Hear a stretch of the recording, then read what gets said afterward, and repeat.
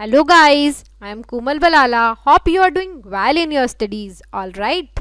5 days GK capsule की series में आज हम देखेंगे 21 जुलाई से लेके 25 जुलाई तक का करंट अफेयर्स, जो कि सभी गवर्नमेंट एग्जाम्स चाहे यूपीएससी हो, आरपीएससी हो, यूपीपीएससी हो, एमपीपीएससी हो या एसएससी हो, सभी के लिए इम्पॉर्टेंट है.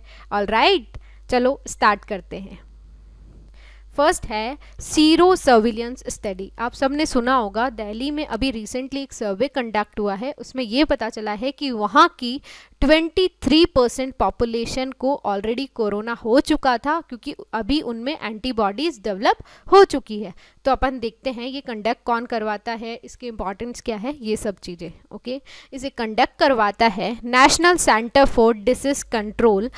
उसका नाम है सीरो सर्विलेंस स्टडी. किसके लिए है? कोविड-19 के लिए. कहाँ पे हुआ? न्यू दिल्ली में. ओके, एनसीडीसी जो है वो एक्चुअली आता है directorate general of health sciences, जो कि है ministry of health and family welfare के अंदर.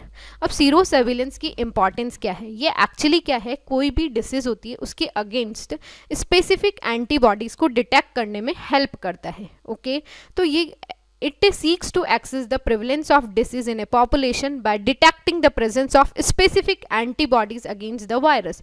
Secondly, ये immunity चेक करता है कि आपकी कोई भी मतलब कोई भी डिसीज है तो आपकी बॉडी में उसके अगेंस्ट कितनी इम्यूनिटी डेवलप हुई है. ठीक है, तो इसमें हेल्प करेगा. थर्ड है पास्ट इन्फेक्शन. मतलब ये एक्टिव इन्फेक्शन की को डिटेक्ट नहीं करता है, जबकि पास्ट इन्फेक्शन आपकी बॉडी में अगर कोई हो चुका है तो उसको ये डिटेक्ट करता है. ओके, तीनों चीज़ें हो गई. कौन क्या क्या करता है? Antibodies, immunity check and past infection. तो अभी इसका रिजल्ट ये आया है कि 23.48% ऑफ द पीपल, कहाँ के? दिल्ली के, उनमें डेवलप हुई है आईजीजी एंटीबॉडीज, जो कि कोविड-19 के अगेंस्ट एंटीबॉडीज हैं. किसके अगेंस्ट है? नोवल कोरोना वायरस SARS-CoV-2, जिससे कोविड-19 होता है. तो इससे जो भी पेशेंट्स थे ना, वो सारे के सारे असिम्प्टोमेटिक्स थे. ओके, अब ये जो टेस्ट किया जाता है वो एलिसा को यूज़ करके किया जाता है. और IgG है इम्यूनोग्लोब्यूलिन जी. ओके, ये होता कैसे? एक्चुअली ब्लड का पार्ट होता है सीरा, उसमें से IgG एंटीबॉडीज़ को टेस्ट किया जाता है एलिसा किट्स को यूज़ करके. एलिसा किट्स ICMR द्वारा अप्रूव्ड है. ओके, IgG क्या है? एक टाइप की एंटीबॉडी है जो कि most of the Covid patient में डेवलप हुई है आफ्टर इन्फेक्शन के 2 वीक अराउंड में. और उसके बाद भी अगर कोई सही हो गया है तो उसमें तो भी उनके ब्लड में वो रह रही है. एलिसा क्या है? एंजाइम लिंक्ड इम्यूनोस्कॉबेंट ऐसे एक टेस्ट है that detect and measures antibodies in blood. Okay, अब है global real estate transparency index. देखो, रियल एस्टेट है तो इसे निकालता है जॉन्स लैंग लासैली, जो कि क्या है? ग्लोबल रियल एस्टेट की एक फर्म है. ये 1999 से कंटिन्यूस निकाल रहा है. रिसेंटली अभी ये 99 कंट्रीज़ को कवर कर रहा है. ओके, जिसमें 163 सिटीज़ है. अब इसमें ये बताया गया है कि अभी जो टॉप 10 बिगेस्ट इम्प्रूवर्स जो है ग्लोबली, वो उसमें से 6 जो है वो एशिया पैसिफिक के मार्केट है. देख लेते हैं कौन कौन है. चाइना की 32nd रैंक है, थाईलैंड की 33rd और इंडिया की है 34th रैंक. ओके, इंडिया में हायर लेवल ऑफ रैंकिंग के 2-3 कारण बताए हैं. एक तो ये है कि यहाँ पे रेगुलेटरी रिफॉर्म्स हुए हैं. ठीक है, सेकेंडली एनहांस्ड मार्केट डेटा, और थर्डली यहाँ पे सस्टेनेबिलिटी के इनिशिएटिव लिए गए हैं. ओके, तो इंडिया जो सस्टेनेबिलिटी ट्रांसपेरेंसी, उसमें भी इंडिया टॉप 20 में आ रहा है. तो कैसे? एक तो एक्टिव रोल किसका? इंडियन ग्रीन बिल्डिंग काउंसिल का, और सेकेंडली गृह का. क्या है गृह? Green rating for integrated habitat assessment. Okay, गृह क्या है? बेसिकली एक नेशनल रेटिंग सिस्टम है ग्रीन बिल्डिंग्स के लिए, जो अडॉप्ट किया गया है while designing and evaluating new buildings. Okay, अब है इंडो यूएस पासेक्स. बेसिकली एक नवल एक्सरसाइज है जो कि इंडिया यूएस के बीच में हुई है. तो Indian navy conducted a passage exercise जिसका नाम है PASSEX with the US navy's USS Nimitz carrier strike group. कहाँ पे हुई है? अंडमान निकोबार में. निमित्ज जो है वो यूएसए की नेवी की लार्जेस्ट एयरक्राफ्ट करियर है. कहाँ से आ रही थी? साउथ चाइना सी से आ रही थी, मलाक्का स्ट्रेट के थ्रू. अब इंडियन नेवल शिप्स कौन कौन सी है? शिवालिक, शाद्री, कमोर्ता और राना. ओके और पासेक्स इंडिया ने और भी दूसरी कंट्रीज़ के साथ कर रखा है, नेवी है ना, जैसे इंडियन नेवी है वैसे जापानीज़ नेवी के साथ भी और फ्रेंच नेवी के साथ भी। ओके है जोरम फूड पार्क, आप सबने सुना होगा मेगा फूड पार्क्स होते हैं, ठीक है। तो मिजोरम का फर्स्ट मेगा फूड पार्क है जोरम फूड पार्क, किसने अप्रूव किया है? Ministry of food processing industry ने रिसेंटली ऑपरेशनलाइज किया है।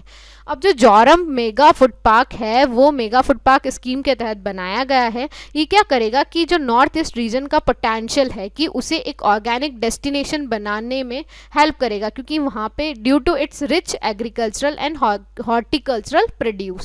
अब मेगा फूड पार्क होते क्या है? बेसिकली क्या एक सप्लाई चेन इंफ्रास्ट्रक्चर का एक तरीके से मतलब एक पॉइंट होता है, ठीक है। वहाँ पे कलेक्शन सेंटर्स होते हैं, प्राइमरी प्रोसेसिंग सेंटर्स होते हैं, सेंट्रल प्रोसेसिंग सेंटर्स होते हैं और कोल्ड चेन होती है। चारों की चारों चीज़ होती है, कोई भी चीज़ आती है उन्हें कलेक्ट किया जाता है, फिर उनकी प्रोसेसिंग की जाती है, फिर कोल्ड मतलब स्टोर भी किया जाता है। तो around 25 to 30 fully developed plot entrepreneurs के वो फूड प्रोसेसिंग यूनिट्स लगाते हैं। ये जो है क्लस्टर अप्रोच पे बेस्ड है, ओके ठीक है। अब सेंट्रल गवर्नमेंट हर एक मेगा फूड पार्क के लिए 50 करोड़ रुपए देती है, ठीक है। इसे इम्प्लीमेंट किया जाता है स्पेशल पर्पस व्हीकल, जो कि एक बॉडी कॉरपोरेट है registered under companies act 2013, okay. अब है GFATM, देखो नाम है इसका, ग्लोबल फंड किसके अगेंस्ट? ये है एड्स, टी से ट्यूबरक्लोसिस, एम से मलेरिया। तो इन तीनों बीमारियों को ख़त्म करने के लिए एक स्पेशल फंड बनाया गया है, ठीक है। इतनी सी अपन को इम्पॉर्टेंट ये बात है अपने लिए। तो ये क्या है? एक international financing and partnership organisation है that aims to attract, leverage and invest additional resources to end the epidemics of AIDS, tuberculosis and malaria, ताकि SDG के जो गोल्स है उसे अपन अटेन कर सके, ठीक है। ये फंड क्रिएट किया था 2002 में, ठीक है। अब ये जो क्या करता है कि strategically in programmes to end TB, acquired immunodeficiency syndrome, AIDS and malaria, ठीक है। G8 जो है formally endorse the coal, G8 ने सबसे पहले बोला था creation of the global fund at its summit in July 2001। तो ये वर्ल्ड का लार्जेस्ट फिनेंशियर है किसके लिए? एड्स, TB और malaria prevention, treatment and care programmes के लिए, okay. Open credit enablement network, OCEN, ये क्या है? एक क्रेडिट प्रोटोकॉल इंफ्रास्ट्रक्चर है जो बेसिकली इंटरैक्ट करता है किसके बीच में? Loan service providers as well as market के बीच में। लोन सर्विस प्रोवाइडर्स कौन कौन हो गए? फिनटेक हो गई, मेन स्ट्रीम लैंडर्स हो गए, जिसमें लार्ज बैंक NBFCs इंक्लूडेड है। इसे बनाया है एक थिंक टैंक ने, आई स्पिरिट, ठीक है, नाम है Indian software products industry round table ने, ठीक है। इसमें क्या होगा? एक्चुअली ये कॉमन लैंग्वेज है जो लिंक कर रही है लैंडर्स एज वेल एज जो एंटरप्रेन्योर्स होते हैं उनको। तो क्या होगा कि जो एंटरप्रेन्योर्स के साथ में दिक्कत आती है कि उन्हें क्रेडिट इजीली नहीं मिल पाता है, तो उस प्रॉब्लम को ये सॉर्ट आउट करेगा। एक credit will become more accessible for a large number of entrepreneurs and small businesses in the country. अब इसमें इन्वेस्टर्स कौन कौन हो सकते हैं? Private equity, venture capital players, angel investors, high net worth individuals और अदर्स, ओके। अब है सिद्धि ट्राइब। देखो क्या होता है कि कोई भी ट्राइब जो होती है ना उसका एक पर्टिकुलर कल्चर होता है, ठीक है। तो ये सस्टेनेबल पॉइंट ऑफ व्यू से इंपॉर्टेंट हो जाती है, इस वजह से UPSC RPSC इस टाइप के क्वेश्चन रेज करती है। अब सिद्धि जो ट्राइब है उसे सिद्धि सिद्धि सिद्धि सप्शी भी कहा जाता है। ये एक बेसिकली एथनिक ग्रुप है जो कि इंडिया और पाकिस्तान में भी बसे हुए हैं। वैसे ये है तो एफ्रो इंडियंस, ठीक है, रहते मेनली ईस्टर्न अफ्रीकन रीजन्स में है, बंतू पीपल से बिलोंग करते हैं, लेकिन कुछ लोग कुछ जो है वो इंडिया पाकिस्तान में भी बसे हुए हैं, ओके। ये प्राइमरीली मुस्लिम्स हैं, कुछ इसमें हिंदूज भी हैं और कुछ क्रिश्चियंस भी हैं, तो तीनों हो गए, मुस्लिम, हिंदू एंड क्रिश्चियंस, ओके। अब है ZOX1, ये वैक्सीन है कोविड-19 की फर्स्ट वैक्सीन, किसने बनाई है? एस्ट्राजेनेका एंड ऑक्सफोर्ड यूनिवर्सिटी में। आप सबने न्यूज़ में सुना होगा कि इसका ह्यूमन ट्रायल जो है वो सक्सेस हो गया है, ठीक है। तो ZOX1 covid jointly develop by British Swedish company है एस्ट्राजेनेका, और एक और है ऑक्सफोर्ड यूनिवर्सिटी, इन दोनों ने जॉइंटली डेवलप की है, ठीक है। ये सेफ है और ये बेसिकली इम्यून रेस्पॉन्स इंड्यूस कर रही है, ठीक है। किससे बिलोंग कर रही है? Non replicating viral vector vaccine से। इसे बनाया गया है जेनेटिकली इंजीनियर्ड वायरस, जिससे क्या होता है कि वो वायरस जो बेसिकली जुकाम होता है ना चिंपांजीज में कॉज करता है, उस वायरस से ये बनाई गई है। ठीक है, तो साइंटिस्ट क्या बोल रहे हैं कि by transferring the genetic instructions of the coronavirus spike protein the crucial tool it uses to invade human cells to the vaccine. ठीक है, this was done so that the vaccine resembles the coronavirus and immune system can learn how to attack it. Okay, important अपने लिए यही है कि CAD-OX1 जो है वो क्या है, कोरोना वायरस की वैक्सीन है, एस्ट्राजेनेका एंड ऑक्सफोर्ड यूनिवर्सिटी ने बनाई है। अब है कंज्यूमर प्रोटेक्शन एक्ट 2019। पहले कौन सा था, कंज्यूमर प्रोटेक्शन एक्ट 1986 को रिप्लेस करके ये नया एक्ट लाया गया है। ये सभी के लिए बहुत बहुत इंपॉर्टेंट है, चाहे एक नॉर्मल पीपल हो, अपने लिए यूपीएससी में मेंस प्रीलिम्स दोनों के लिए इंपॉर्टेंट है, आरपीएससी में भी प्रीलिम्स और मेंस पॉइंट ऑफ व्यू से इंपॉर्टेंट है। तो इसे अपन देख लेते हैं, जुलाई 20 में इसे इफेक्ट में लाया गया है। पहले जो था उसको रिप्लेस कर दिया, पहले क्या था, कंज्यूमर प्रोटेक्शन एक्ट 1986। अब देखो इसमें इंपॉर्टेंट ये कि आखिर कंज्यूमर है कौन, तो उसने इसमें डेफिनेशन दी है। कंज्यूमर क्या है, लास्ट यूजर। ओके, सिंपल सी बात है। तो कंज्यूमर इज ए पर्सन, वो जो गुड खरीदता है या कोई सर्विस अवेल करता है फॉर ए कंसिडरेशन। वो कंज्यूमर नहीं है जो गुड्स को खरीदता है रीसेल करने के लिए या सर्विस कॉमर्शियल पर्पस के लिए। ठीक है, समझ आ गया। तो एंड यूजर ही कंज्यूमर है। ठीक है, ये सारे ट्रांजैक्शंस को कवर कर रहा है थ्रू ऑल मोड, चाहे ऑफलाइन हो, चाहे ऑनलाइन हो, चाहे इलेक्ट्रॉनिक मीन्स हो, टेली शॉपिंग हो, मल्टी लेवल मार्केटिंग से हो या डायरेक्ट सेलिंग से हो। ठीक है, इसने 6 कंज्यूमर राइट्स दिए हैं। कौन कौन से हैं, right to safety, right to be informed, right to choose, right to be heard, right to seek redressal and right to consumer education. Okay, अब फिगर में आप देख लिए कि पहले क्या प्रोविजन था और अब क्या प्रोविजन है। एक थोड़ा सा ब्रीफ एनालिसिस है। पहले रेगुलेटर, कोई रेगुलेटर नहीं था, अब है सेंट्रल कंज्यूमर प्रोटेक्शन अथॉरिटी बनाई गई है। ओके, अब कंज्यूमर कोर्ट, पहले क्या होता था कि कंप्लेंट जो है वो कंज्यूमर कोर्ट में अपन फिल कर सकते हैं, वेयर द सेलर, जहाँ पे सेलर का ऑफिस है वहाँ पे। अब ये है कि complaint can be filed in a consumer court where the complainant resides works. ठीक है, प्रोडक्ट की लाइबिलिटी नो प्रोविजन, कोई प्रोविजन ही नहीं था। Consumer court approach a civil court, लेकिन वो कंज्यूमर कोर्ट नहीं जा सकता था। अब कंज्यूमर जो है वो कंपनसेशन की डिमांड कर सकता है फॉर हार्म, उसे जो प्रोडक्ट और सर्विस के थ्रू हुआ है। अब पेक्यूनरी जरिस्डिक्शन कितना है, डिस्ट्रिक्ट के पास 20 लाख तक का, स्टेट के पास 20 से 1 करोड़ और नेशनल के पास अबाउ 1 करोड़। अब कितना हो गया, डिस्ट्रिक्ट के पास 1 करोड़, स्टेट के पास 1 से 10 करोड़ और नेशनल के पास अबाउट 10 करोड़। ठीक है, ई कॉमर्स के लिए पहले कोई प्रोविजन नहीं था, अब है डायरेक्ट सेलिंग जो है वो इसके अंदर आएगी। पहले कोई लीगल प्रोविजन नहीं था, मतलब मीडिएशन सेल्स के लिए। अब court can refer settlement through mediation. Okay, अब है काकरापार एटॉमिक पावर प्लांट। देखो इसमें बहुत सारी इंपॉर्टेंट चीज़ें हैं। सबसे पहले कि ये जो एटॉमिक पावर प्लांट है इसने क्रिटिकलिटी रीच कर दी है। ठीक है, इस वजह से ये न्यूज़ में रहा था। अब ये जो काकरापार एटॉमिक पावर प्लांट है, ये कंट्री का फर्स्ट ऐसा प्लांट है, कितने मेगावाट का, 700 मेगावाट इलेक्ट्रिक। कहाँ पे लोकेट है, गुजरात में। थर्ड इंपॉर्टेंट थी चीज़, ये बिगेस्ट इंडिजिनसली डेवलप, मतलब खुद ने बनाया हुआ है इंडिया ने। ठीक है, स्वदेशी निर्माण है। उसके साथ साथ ही किसका है, ये प्रेशराइज्ड हैवी वाटर रिएक्टर है। ठीक है, इंडिया का first 700 megawatt reactor marks a significant scale up in technology. इसने अभी क्रिटिकलिटी अचीव कर दी है, जो कि इंडिया के लिए एक लैंडमार्क इवेंट है in India's domestic civilian nuclear programme. अब इससे बेनिफिट क्या होगा कि जो 700 मेगावाट इलेक्ट्रिक कैपेसिटी है would constitute the biggest component of the expansion plan of India to ramp up its existing nuclear power capacity of 6780 megawatt electric to 22,480 megawatt electric by 2031। Okay, अब criticality मतलब क्या होता है कि जो कोई भी रिएक्टर जो होता है ना, वो अपनी नॉर्मल ऑपरेटिंग कंडीशन में आ जाता है। ठीक है, उसमें न्यूक्लियर फ्यूल सस्टेन से फिजन चेन रिएक्शन। अब इसमें क्या होता है कि रिएक्टर अचीव क्रिटिकलिटी जब ईच फिजन इवेंट जो है वो sufficient number of neutrons release करते हैं। ठीक है, to sustain an ongoing series of reactions, मतलब वो नॉर्मल ऑपरेटिंग कंडीशन में आ जाए, फिर वो इलेक्ट्रिसिटी प्रोड्यूस करने लग जाता है, तो उसे क्रिटिकलिटी कहते हैं। अब है युवा।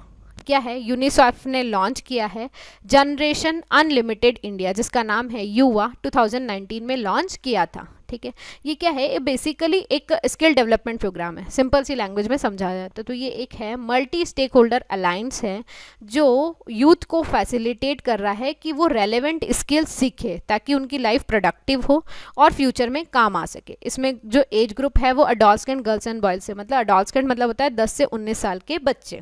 ठीक है, अब ये यूथ में क्या प्रमोट करेगा, फाउंडेशनल स्किल्स हो गई, लाइफ स्किल्स, फ्लेक्सिबल लर्निंग, फिर उसके साथ साथ डिलीवरी मॉडल से related identifying and scaling impactful delivery models. तो अभी recently ministry of youth affairs ने एक स्टेटमेंट ऑफ इंटेंट साइन किया है युवा के साथ। ठीक है, अब partnership aim to promote volunteerism among the youth as well as to help them transition from education और लर्निंग से जाके वो कहाँ पहुँचे, प्रोडक्टिव वर्क की तरफ, स्किलिंग की तरफ और एक्टिव सिटीजन्स बन सके। ओके, अब है वृक्षारोपण अभियान। देखो आपको सुनने में ऐसा लग रहा होगा कि मिनिस्ट्री ऑफ एग्रीकल्चर का कोई इनिशिएटिव है, बल्कि ऐसा नहीं है, यहीं आपको यूपीएससी कंफ्यूज करेगी। तो ध्यान रखना है, वृक्षारोपण अभियान जो है वो मिनिस्ट्री ऑफ कॉल का है। ये क्या कर रहा है, माइनिंग एरिया हो गया या पीएसयू की जो सोसाइटीज़ है या जो कॉलोनीज़ है या ऑफिसेज हैं उनको ग्रीन करना है, गोइंग ग्रीन इनिशिएटिव है। ओके, मिनिस्ट्री ऑफ कोल का। तो इसमें लार्ज स्केल प्लांटेशन होगा, colonies, office, mines and in other suitable areas of coal PSUs में। ठीक है, it involves all coal and lignite PSUs. Okay, अब गोइंग ग्रीन इनिशिएटिव जो है maximisation of green cover through ecological reclamation of the mined out area हो गए, overburden dumps हो गए, avenue plantation at suitable places और plantation in and around the mines. वही मतलब माइंड का आसपास के एरिया को ग्रीन बनाना है। ओके, अब है एंड सेट एग्ज़ाम। देखो क्या होता है कि ये जैसे अपन फॉरेन में स्टडी करने जाते हैं ना, उसी टाइप से स्टडी इन इंडिया प्रोग्राम है, एक लॉन्च किया गया है। उसी के तहत एक एग्ज़ाम कंडक्ट किया जाएगा जिसका नाम है इंडियन स्कोलैस्टिक असेसमेंट टेस्ट। ठीक है, इसे कंडक्ट करवाएगी यूनियन मिनिस्ट्री ऑफ एचआरडी। किसके तहत, स्टडी इन इंडिया प्रोग्राम के तहत। इसे लॉन्च किया था 2021 बजट में। इसके अंदर क्या होगा, बेसिकली स्कॉलरशिप दी जाएगी और एडमिशन दिए जाएंगे फॉरेन स्टूडेंट्स को फॉर यूजी एंड पीजी के लिए। ठीक है, कुछ सेलेक्टेड यूनिवर्सिटीज़ में ही दिए जाएंगे। अब जो स्कोर होगा वही उनका मेरिट का क्राइटेरिया होगा। अब EDCIL जो इंडिया की PSU है, मिनिस्ट्री ऑफ HRD के अंदर आती है, और इम्प्लीमेंटिंग एजेंसी SII, ये दोनों हैंडल करेंगी। ठीक है, अभी इन्होंने 116 यूनिवर्सिटी सेलेक्ट की है जिसमें UG और PG प्रोग्राम्स चलाए जाएंगे। ओके, मतलब उसके तहत इनको एडमिशन दिया जाएगा। अब है permanent commission for women in army. Recently ministry of defence ने अनाउंस कर दिया है कि वो वुमेन ऑफिसर्स के लिए परमानेंट कमीशन बनाए। ठीक है, तो इससे क्या होगा कि specifies grant of permanent commission to SSC women officers in all the 10 streams of the Indian army. Entry of women in the army has only been through SSC। पहले क्या होता था, सिर्फ वो 14 साल के लिए काम करते थे, अब बियॉन्ड 14 ईयर्स भी वो काम कर पाएंगे।